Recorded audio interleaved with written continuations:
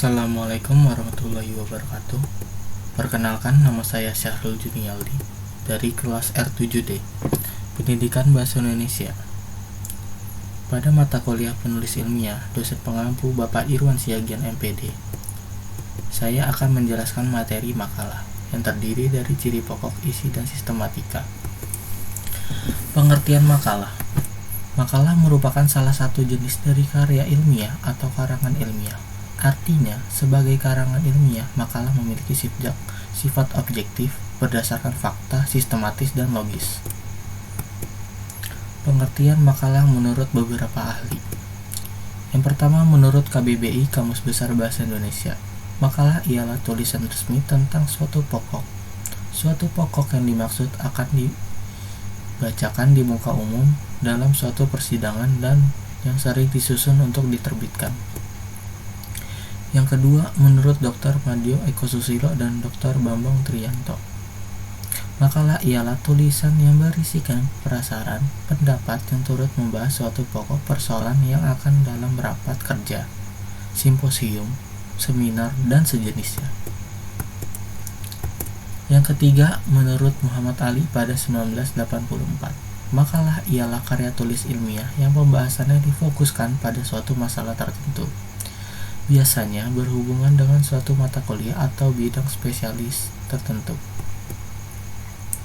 Dan yang terakhir, menurut Sur Ahmad pada 1988, makalah adalah segala jenis tugas kuliah yang harus diselesaikan secara tertulis, baik sebagai hasil pembahasan buku maupun sebagai hasil karangan tentang suatu pokok persoalan. Jenis-jenis makalah. Yang pertama adalah makalah deduktif. Makalah deduktif adalah makalah yang penulisannya didasarkan pada kajian teoritis atau pustaka yang relevan dengan masalah yang dibahas. Yang kedua, makalah induktif. Makalah induktif adalah makalah yang disusun berdasarkan data empiris yang bersifat objektif, sesuai apa yang diperoleh dari lapangan serta relevan dengan permasalahan yang dibahas. Yang ketiga adalah makalah campuran. Makalah campuran adalah makalah yang penulisannya didasarkan pada kajian teoritis yang digabungkan dengan data empiris yang relevan sesuai dengan topik yang dibahas. Ciri pokok makalah. Menurut Alek dan Haji Ahmad HP pada tahun 2010, ciri-ciri pokok makalah yaitu: yang pertama ada logis. Artinya keterangan, uraian, pandangan, dan pendapat dapat dikaji. Yang kedua, objektif. Artinya mengemukakan keterangan dan penjelasan apa adanya. Yang ketiga, sistematis. Artinya apa yang disampaikan disusun secara runtut dan berkesinambungan. Yang keempat, jelas. Arti keterangan, pendapat, dan pandangan yang dikemukakan jelas dan tidak membingungkan. Dan yang terakhir yaitu kebenaran, dapat diuji. Artinya pernyataan, pandangan, serta keterangan yang dipaparkan dapat diuji berdasarkan pernyataan yang sesungguhnya. Isi dan sistematika makalah. Yang pertama ada cover. Cover adalah sampul dari makalah yang memuat judul, logo, identitas penulis, serta tempat dan tahun terbit. Untuk bagian cover, sebaiknya penulisan menggunakan aturan rata tengah agar cover terlihat lebih rapi. Judul adalah nama karangan. Judul harus sesuai dengan isinya, karena judul mencerminkan isi. Judul biasanya berupa kelompok kata, bukan kalimat. Judul ditulis dengan mempertimbangkan hal-hal berikut. Yang pertama, mencerminkan area permasalahan, variabel penelitian, dan target populasi. Kedua, memuat kata-kata kunci yang akan diacu dalam penelitian. Dan yang ketiga, memisahkan antara judul utama dan judul pelengkap. Berikut contoh dari cover.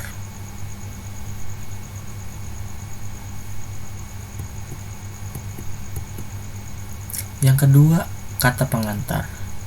Kata pengantar adalah sebuah halaman yang terdapat di sebuah karya tulis yang biasanya berisi ucapan rasa syukur dan rasa terima kasih dari seorang penulis.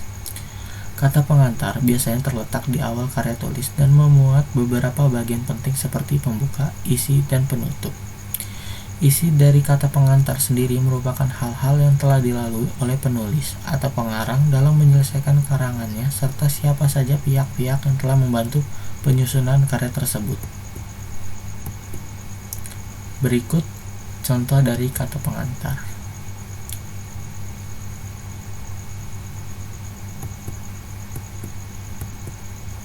Yang ketiga ada daftar isi. Daftar isi adalah urutan sebuah judul pada setiap bab dan halaman yang berada pada sebuah penulisan makalah, laporan, skripsi, proposal, dan karya ilmiah lainnya yang bisa diartikan juga sebagai lembar halaman menjadi petunjuk pokok pada isi buku dan juga nomor halaman pada penulisannya. Bagian daftar isi dibuat agar dapat memudahkan para pembaca ketika hendak mencari materi-materi yang dijelaskan dalam sebuah makalah. Daftar judul pada makalah dibuat seperti biasanya, yakni judul bab atau subbab serta nomor halamannya. Berikut contoh daftar isi.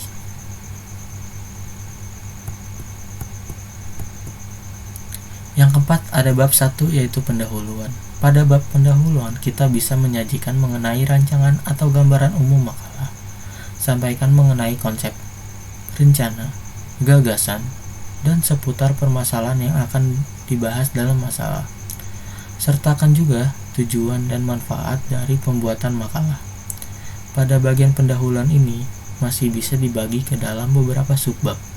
Subbab yang umum terdapat dalam pendahuluan meliputi latar belakang, rumusan masalah, dan tujuan dan manfaat penelitian. Yang A. Latar belakang. Latar belakang menjelaskan secara umum permasalahan yang ditemukan, serta mengapa masalah tersebut perlu untuk diteliti kemudian dianalisa dalam sebuah makalah. Latar belakang ditulis sejelas-jelasnya dengan penjelasan yang umum dan mudah dimengerti. Dapat pula dijelaskan dari awal hal yang ingin diteliti menjadi masalah yang perlu untuk dianalisis. Latar belakang yang baik harus disusun dengan sejelas mungkin dan bila perlu disertai dengan data atau fakta yang mendukung.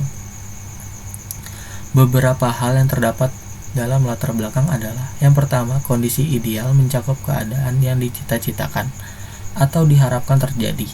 Kondisi ideal ini biasanya dituangkan dalam bentuk visi dan misi yang ingin diraih. Yang kedua, kondisi faktual atau baku, yang merupakan kondisi yang terjadi saat ini, mencerminkan situasi yang menjadi keresahan atau masalah, sehingga menjadi dasar dilakukannya suatu penelitian maupun kegiatan yang dilatar belakangi. Dan yang terakhir yaitu solusi, merupakan saran singkat atau penawaran penyelesaian terhadap masalah yang dialami sebelum melangkah lebih lanjut ke pokok bahasan. Yang B, ada rumusan masalah. Rumusan masalah berisi pokok masalah yang ditemukan. Biasanya rumusan masalah sangat singkat dan padat, tidak lebih dari satu paragraf serta berisi poin-poin pernyataan atau masalah yang akan diteliti. Rumusan masalah juga berfungsi sebagai pedoman atau penentu arah penelitian, penentu metode dan teori yang akan diambil untuk digabungkan sebagai landasan teori dalam penelitian, serta memudahkan peneliti untuk menentukan sampel dan populasi penelitian. Rumusan masalah adalah titik sentral dalam sebuah makalah atau laporan. Dalam hal ini, rumusan masalah menentukan pembahasan dan kesimpulan. Kesimpulan akan dibahas berdasarkan rumusan masalah yang telah dibuat. Apakah kesimpulan sudah menjawab permasalahan pada latar belakang dan rumusan masalah? Si pembaca akan melihat rumusan masalah terlebih dahulu, maka akan ada gambaran tentang bagaimana pembahasan pada bab pembahasan. Yang C, tujuan dan manfaat penelitian. Tujuan dari penelitian adalah menjelaskan yang kaku tentang mengapa pencarian dilakukan dengan topik yang dipilih. Pada dasarnya, tujuan dari penelitian ini adalah untuk menanggapi rumusan masalah. Jadi, Anda hanya perlu menentukan rumusan masalah yang sebelumnya ditulis dalam pertanyaan yang diatur dalam kalimat aktif atau pasif. Sedangkan manfaat penelitian hampir sama. Sekali lagi, peneliti dapat menentukan kegunaan penelitian dalam tujuan penelitian karena mereka terkait erat.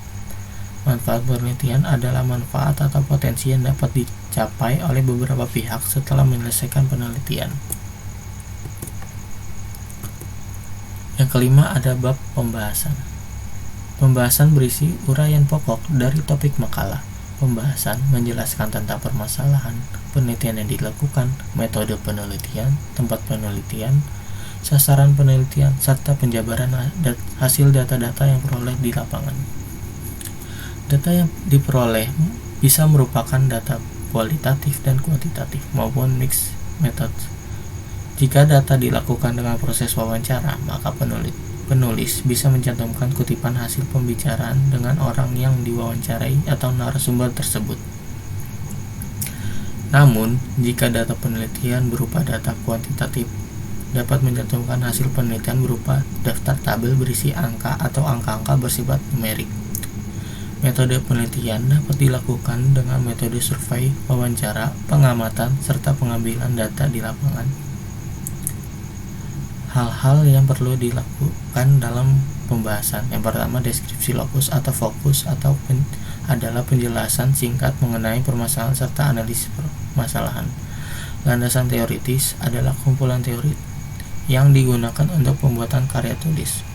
Dan yang terakhir, analisis merupakan penjelasan mengenai data, fakta, dan informasi yang dianalisis dengan teori-teori yang telah diungkapkan sebelumnya.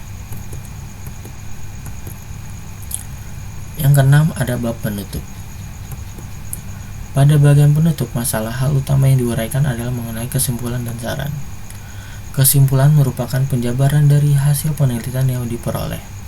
Hasil penelitian diperoleh dari analisis rumusan masalah yang ditemukan kemudian dianalisis menggunakan teori dan metode penelitian yang dilakukan, sehingga diperoleh kesimpulan penelitian. Kesimpulan bisa sesuai dengan hipotesa, namun bisa juga tidak sesuai dengan hipotesa awal sehingga muncul sebuah kesimpulan baru dan rumusan masalah yang telah dijabarkan sebelumnya. Kesimpulan juga menjabarkan apakah penelitian yang dilakukan telah menjawab rumusan masalah atau masih diperlukan penelitian lanjutan. Selanjutnya yaitu saran. Saran lebih ditunjukkan penulis kepada pembaca. Saran diperoleh dari kesimpulan penelitian untuk lebih dikembangkan kembali, ditindaklanjuti maupun diterapkan.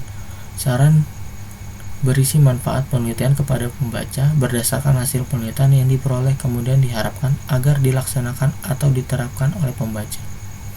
Tujuan atau diharapannya adalah agar pembaca mampu menerapkan atau menggunakan hasil dari penelitian yang telah dilakukan dalam aplikasinya secara langsung di masyarakat baik secara teoritis maupun praktis.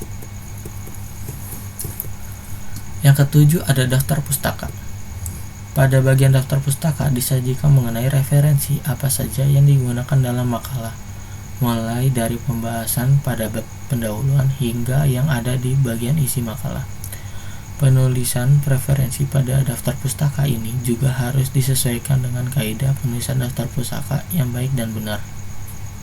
Cara menulis daftar pustaka yang baik dan benar sebetulnya ada beberapa cara, tapi yang paling sering digunakan yakni urutannya nama penulis dibalik, tahun terbit, judul, cetak miring atau garis bawah atau tebal, kota terbit, dan penerbit.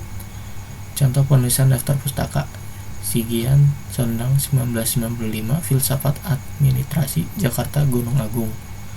Sujana 1996, Metode Statistik, Bandung Tarsito. Yang kedelapan yaitu lampiran. Lampiran pada makalah atau karya ilmiah bisa juga dikatakan sebagai salah satu komponen penting yang berfungsi untuk memberikan informasi spesifik kepada pembaca. Sederhananya, lampiran adalah bekas-bekas pendukung suatu karya tulis itu sendiri. Jika dibandingkan dengan jenis lampiran lainnya, lampiran karya tulis bisa dikatakan berbeda. Salah satunya contohnya jika kita dibandingkan dengan lampiran surat dinas yang merupakan dokumen tambahan yang diinput ke dokumen utama berupa teks atau dokumen pendukung. Namun, untuk lampiran karya tulis ilmiah juga merupakan tambahan untuk bersifat fleksibel dan harus ada untuk mendokumentasikan bahwa aktivitas penelitian ilmiah memang dilakukan oleh penulis sendiri. Bahkan, sesekali ditemukan beberapa mahasiswa yang terlihat asal dalam menyusun lampiran atau keterangan tambahan. Oleh karena itu, banyak dari para pembaca justru tidak mendapatkan gambaran lebih secara menyeluruh mengenai proses penyusunan karya ilmiah. Mengapa lampiran pada makalah begitu penting? Karena lampiran menggambarkan data penunjang yang berkaitan atau bahkan mengandung data penguat keabsahan karya tulis Anda. Sehingga tidak jarang keaslian suatu karya tulis sangat bergantung dari lampiran yang dibuat. Fungsi dari makalah yang pertama untuk dapat melatih seorang penulis agar mampu menyusun karya ilmiah secara benar dan cermat. Kedua, untuk memperluas wawasan keilmuan bagi penulisnya. Ketiga, untuk dapat memberikan sumbangan pemikiran baik berupa konsep teoritis maupun konsep praktis. Keempat, untuk dapat memberikan manfaat bagi perkembangan konsep keilmuan maupun pemecahan masalah. Manfaat dari makalah. Yang pertama, belajar untuk memahami masalah dan mencari solusinya. Kedua, menerapkan suatu ilmu pengetahuan yang dipelajari untuk diimplementasikan di lapangan. Dan yang ketiga, membuka pikiran untuk memahami suatu permasalahan di lapangan. Simpulan. Makalah adalah sebuah karya tulis ilmiah mengenai suatu topik tertentu yang tercakup dalam ruang lingkup pengetahuan. Suatu makalah memiliki sistematika yang terbagi menjadi 4 bagian, yakni pendahuluan, studi kepustakaan, pembahasan, dan simpulan atau penutup. Makalah ialah suatu syarat yang menyelesaikan studi. Suatu makalah memiliki karakteristik yaitu hasil kajian literatur atau laporan pelaksanaan suatu kegiatan, mendemonstrasikan pemahaman tentang permasalahan teoritik yang sedang dikaji dalam makalah, menunjukkan kemampuan terhadap isi dari berbagai sumber yang digunakan untuk mendemonstrasikan berbagai sumber informasi dari makalah dalam satu kesatuan sintesis yang utuh. Sekian penjelasan dari saya, kurang lebihnya mohon maaf. Terima kasih.